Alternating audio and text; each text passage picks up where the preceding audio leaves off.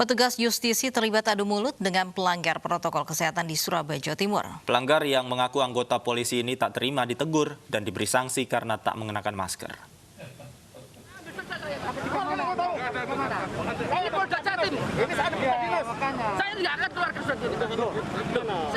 Adu mulut tak terhindarkan saat petugas operasi justisi menangkap pelanggar protokol kesehatan di Surabaya, Jawa Timur.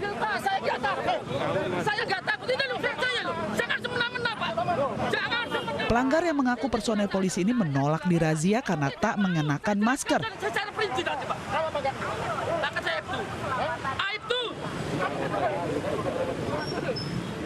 Akibat melawan petugas, pelanggar ini lantas digelandang ke kantor polisi untuk pemeriksaan lebih lanjut. Kan ada penertiban justisi. Di dalam angkot saya cek, ada yang nggak pakai masker, saya turunkan. Dia ngelawan. Nggak mau saya nanti beli, saya turunkan, tetap saya turunkan. Setelah saya ajak turun, mau saya cek, ternyata dia ada punya kartu anggota. Ada kartu anggota, itu pangkatnya. Ini mau saya bawa ke Propos Polres. Saya cek apa benar dia anggota KP3. Ngakunya dari anggota KP3. Dari hasil razia yang dilakukan dalam waktu 30 menit, petugas sudah mendapati belasan warga yang mengendarai kendaraan tanpa mengenakan masker. Para pelanggar hanya diberi teguran dan peringatan, serta diberi masker gratis. Razia masker dalam skala besar dilakukan untuk mencegah penyebaran COVID-19 di Surabaya. Dari Surabaya, Jawa Timur, Hari Tambayong, iNews melaporkan. Pemirsa, 2.000 pasukan TNI, Polri, dan Ormas bersiap merazia masyarakat yang melanggar protokol kesehatan. Aparat akan bergerak di wilayah Jadetabek, khususnya di tempat-tempat keramaian. Pangdam Jaya Jayakarta selaku Apel pagi dilakukan oleh anggota TNI Kodam Jakarta serta anggota Polri dan Ormas bertujuan untuk memulai pergerakan dalam penegakan protokol COVID-19. Total ada 2.000 pasukan gabungan yang akan merazia penegakan protokol COVID-19, bergerak di wilayah Jadetabek, Kodam, khususnya di tempat-tempat keramaian seperti terminal, pasar, area perkantoran termasuk di perkampungan. Penegakan akan tetap sama seperti yang tertera di Perda atau Pergub, bisa berupa denda dan juga sanksi sosial. penghormatan. Nanti petugas-petugas akan masuk ke perkantoran-perkantoran untuk memberikan peringatan. Namun tentunya saya sampaikan tadi harus izin kepada pemilik, kemudian mengingatkan agar menggunakan masker, kemudian cuci tangan dan sebagainya. Pangdam Jaya berharap nantinya masyarakat bisa kooperatif jika melanggar protokol kesehatan guna menurunkan angka persebaran COVID-19 di DKI Jakarta. Dari Jakarta, Hasbiullah Raga Firdaus, iNews melaporkan. Hari ini pembatasan sosial berskala besar PSBB total diberlakukan kembali di Ibu Kota. Pemprov DKI memberlakukan pengetatan pada mobilitas dan kegiatan warga selama 2 pekan.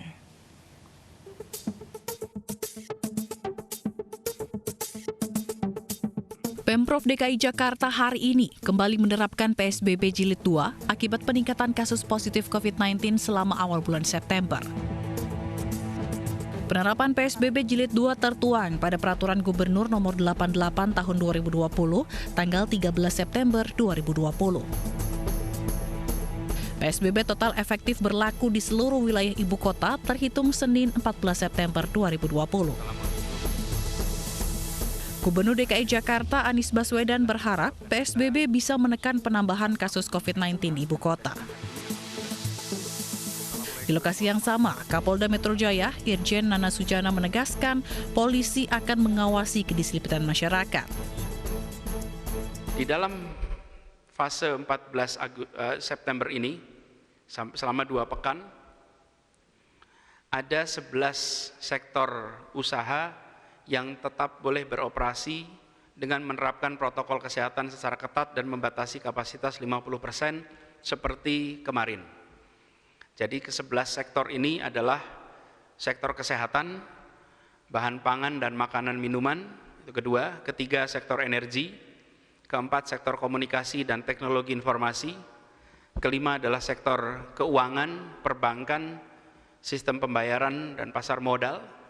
Ada catatan di sini, dalam seluruh aktivitas, bila ditemukan kasus positif pada lokasi kegiatan-kegiatan ini, maka seluruh usaha dan kegiatan di lokasi tersebut harus ditutup paling sedikit 3 hari operasi. Bukan hanya kantornya, tapi gedungnya semua harus tutup selama 3 hari operasi. Kami tentunya dengan tadi yang kami dengan instansi terkait akan melaksanakan operasi justisi. Hal ini kami lakukan sebenarnya semuanya untuk dalam rangka lebih menertibkan kembali, lebih meningkat agar masyarakat lebih berdisiplin untuk mematuhi protokol kesehatan. Semuanya kami lakukan untuk masyarakat. Pelaksanaan operasi justisi ini sesuai rencana ini akan dilakukan mulai besok juga, yaitu tanggal 14 September 2020 ini. Pemprov DKI berharap masyarakat dan perkantoran taat aturan di masa PSBB Jilid 2. Jika tidak, sanksi tegas akan dijatuhkan.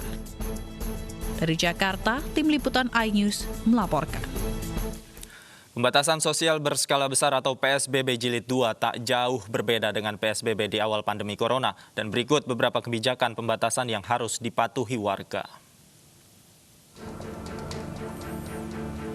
Selama PSBB besar, perkantoran menerapkan bekerja dari rumah atau work from home.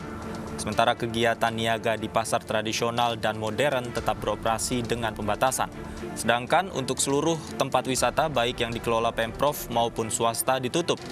Warga juga dilarang menggelar acara yang menimbulkan kerumunan.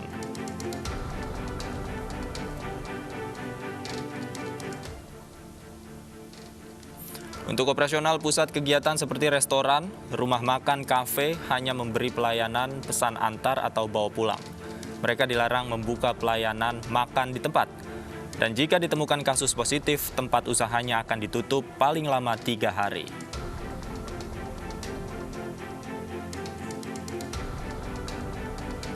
Sementara untuk tempat ibadah di lingkungan pemukiman bisa beroperasi, tetapi jika masuk dalam zona merah, tempat ibadah harus ditutup. Kemudian terkait pengendalian transportasi publik mulai dari Transjakarta, MRT, LRT, KRL, komuter lain, taksi, angkot, dan kapal penumpang hanya dapat mengangkut kapasitas maksimal 50%. Selain itu akan ada penyesuaian frekuensi layanan dan jumlah armada dikurangi. Sementara pengendara motor berbasis aplikasi tetap diperbolehkan angkut penumpang tetapi dengan protokol yang ketat. Sementara pengendalian kendaraan pribadi untuk mobil mengangkut maksimal 2 orang per baris kursi kecuali 1 domisili. Dan kebijakan ganjil genap ditiadakan selama PSBB ini. Sementara sanksi protokol kesehatan juga sudah ditentukan. Bagi sanksi individu, bagi yang sekali tidak pakai masker dihukum 1 jam kerja sosial atau denda Rp250.000. Yang melanggar 2 kali akan disanksi kerja sosial 2 jam atau denda Rp500.000. Sementara 3 kali tidak pakai masker akan disanksi kerja sosial 3 jam atau denda Rp750.000. Dan keempat kalinya tidak pakai masker akan disanksi kerja sosial 4 jam atau denda Rp1 juta.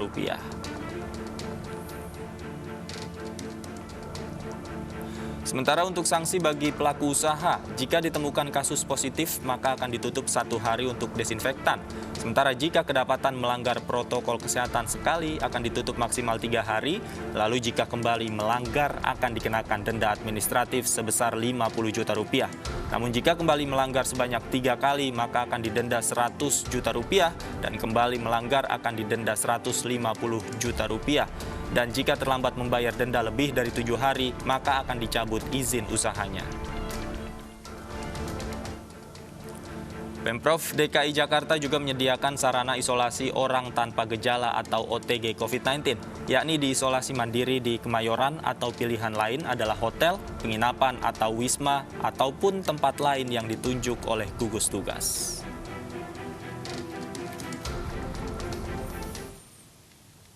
Hari pertama penerapan kembali PSBB, kawasan perkantoran di Jakarta nampak sepi. Kapasitas karyawan di area perkantoran dibatasi hanya 25%. Dilakukan untuk menekan kasus positif COVID-19.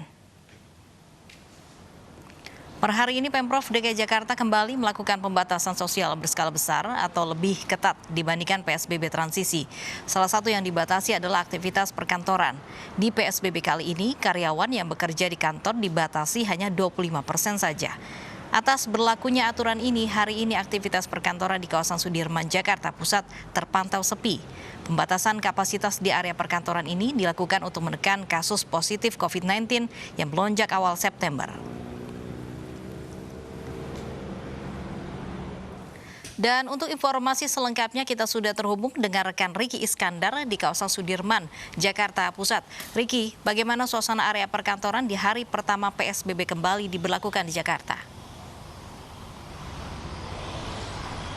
Ya, baik Lovi dan Davi, situasi perkantoran di wilayah Jakarta tadi kita lihat memang sudah mulai sepi dibanding pada saat masa PSBB transisi, di mana PSBB jilid 2 ini sudah mulai terlihat adanya penerapan 25% dan itu memang terlihat perkantoran memang mentaati adanya aturan yang mengharuskan karyawan ini jika memang harus terpaksa bisa masuk ke kantor hanya dibatasi 25% saja, dan yang lainnya teman-teman pekerja ataupun karyawan ini bisa melakukan bekerja di rumah atau WFH seperti itu.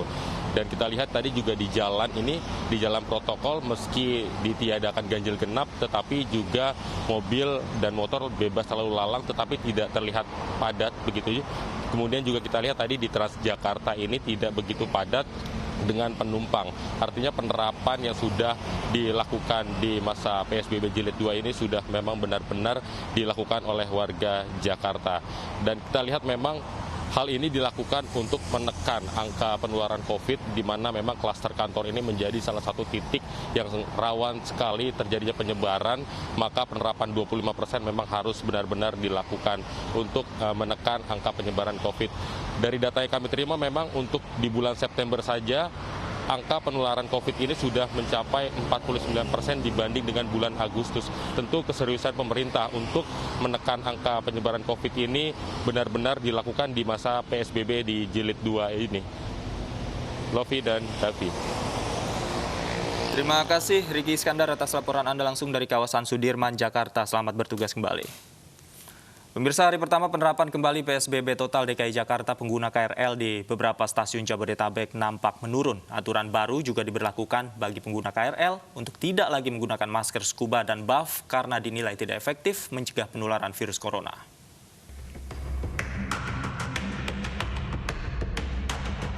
Hari pertama diterapkan kembali PSBB total DKI Jakarta, pantauan di stasiun Manggarai cenderung lengang tidak seperti biasanya. Hal ini terjadi imbas dari kebijakan pemerintah yang mewajibkan seluruh masyarakat beraktivitas dari rumah selama masa PSBB total. Mengacu pada peraturan pemerintah DKI selama masa PSBB total, seluruh moda transportasi umum tetap beroperasi dengan membatasi jam operasional, yakni pukul 4 pagi hingga 9 malam. Pihak KCI juga tetap menerapkan sejumlah peraturan, salah satunya membatasi penumpang, yakni 50% dari kapasitas per kereta atau sekitar 74 orang yang diperbolehkan untuk menggunakan KRL.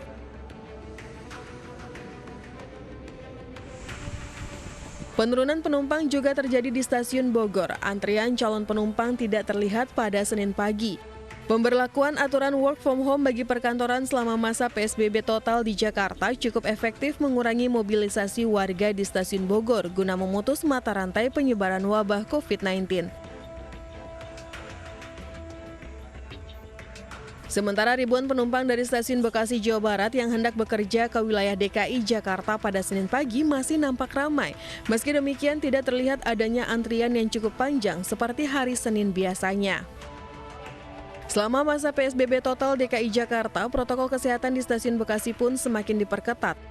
Petugas gabungan dari TNI dan Polri serta petugas keamanan dalam stasiun terus memberikan himbauan kepada penumpang untuk tidak lagi menggunakan masker scuba maupun buff. Penumpang dianjurkan untuk menggunakan masker 2 lapis atau lebih.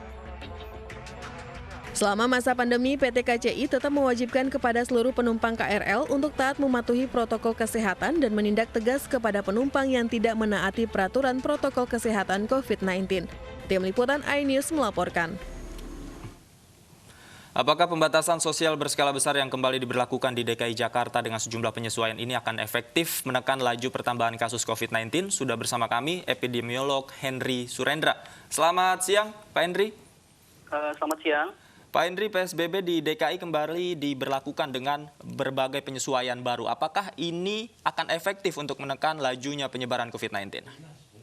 Iya, saya kira pertama kita harus apresiasi dulu langkah yang diambil oleh Pemprov DKI ini melakukan PSBB. Saya kira itu suatu keniscayaan karena paling tidak itu dapat menekan mobilitas dan mengurangi potensi orang untuk berinteraksi satu dengan yang lain.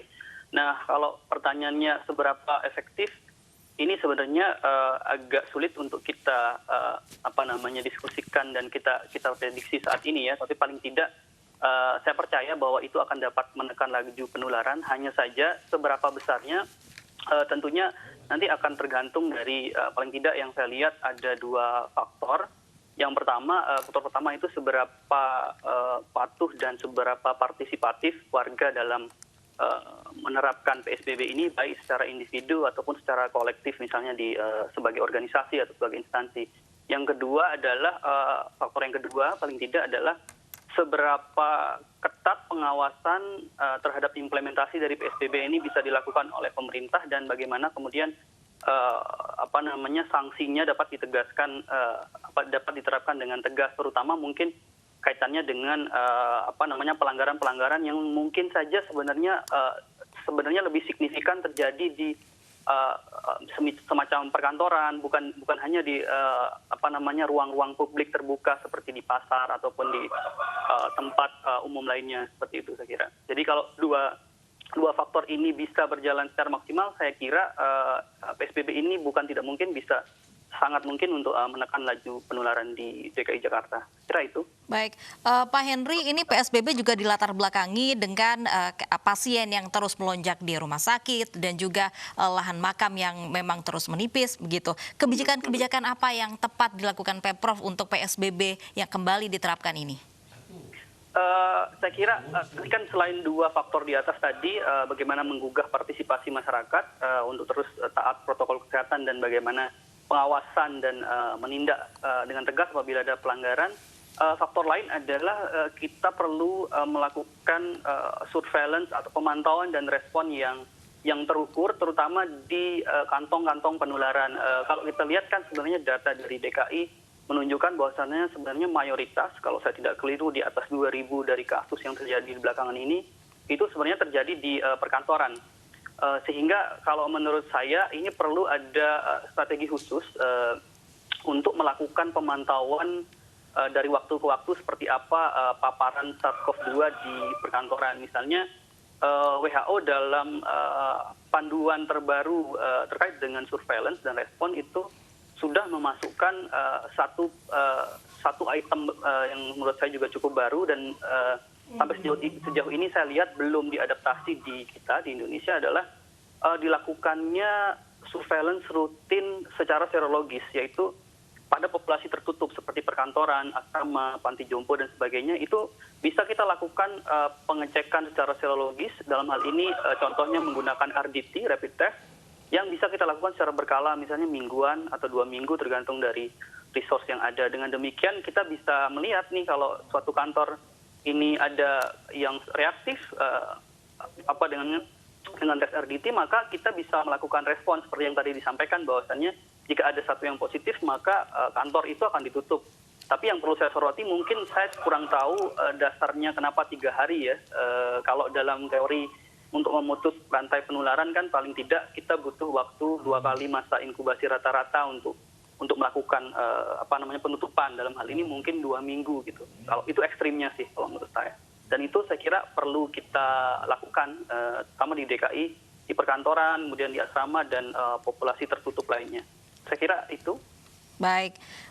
Terima kasih Pak Henry atas informasi dan juga sudah bergabung di Anyus Siang.